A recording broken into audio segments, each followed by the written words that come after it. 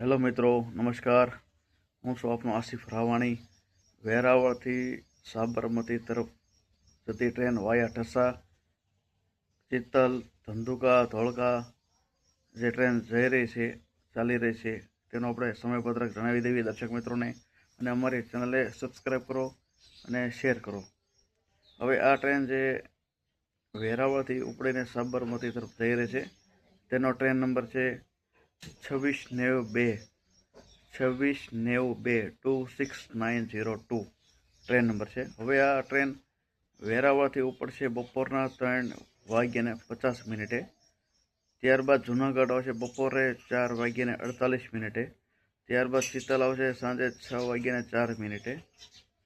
ઢસા આવશે સાંજના 6:28.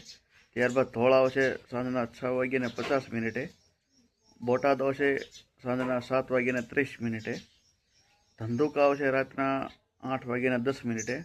ધોળકા આવશે રાતના 9 વાગ્યે. ગાંધીગ્રામ આવશે રાતના 9:55. અને સાબરમતી પહોંચશે રાતના 10:30.